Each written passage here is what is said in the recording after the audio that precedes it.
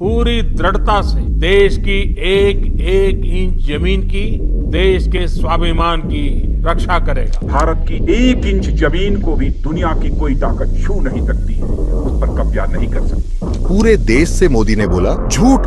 मोदी की नाक के नीचे चीन भारतीय सीमा के अंदर घुसा।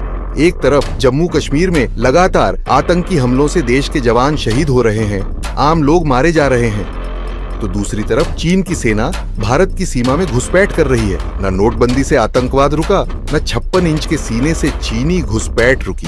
भारत के प्रधानमंत्री मोदी रूस में फोटो खिंचवा रहे थे और भारत में चीन की घुसपैठ की तस्वीरें सामने आ गई। जी हाँ, अमेरिकी सैटेलाइट कंपनी ने LAC पर चीन की घुसपैठ की तस्वीरें जारी की हैं। ये तस्वीरें देखिए। इन तस्वीरों ने केंद्र की मोदी सरकार की पोल खोल दी है। चीन की सेना LAC के 5 किलोमीटर तक अंदर आ गई है, पैंगोंग लेक के पास बंकर बना लिए हैं और मोदी सरकार ने पूरी तरह आंखें बंद कर ली है। मोदी सरकार देश की जनता को जवाब देने को तैयार नहीं है। चीन इन पक्के बंकरों में हथियार और ईंधन भी जमा कर रहा है। इसके अलावा हथियारबंद गाड़ियों के लिए भी पक्के शेल्टर्स बनाए गए हैं, जिन्हें एयर स्ट्राइक से भी नुकसान नहीं पहुंच सकता। सवाल ये है कि मोदी सरकार की जानकारी के बिना चीन ने इतनी बड़ी घुसपैठ कैसे कर ली, क्योंकि इतना बड़ा बेस कैंप बनाना कोई एक दिन की घटना नहीं है। एक ओर चीन लगातार भारत की अखंडता को खंड खंड कर रहा है, तो दूसरी ओर देश के प्रधानमंत्री मोदी ने सेना के हाथ बांध रखे हैं। अगर हमारे जवानों को खुली छूट दे दी जाए तो वो चंद घंटों में चीन से भारत की जमीन वापस ले सकते हैं, मगर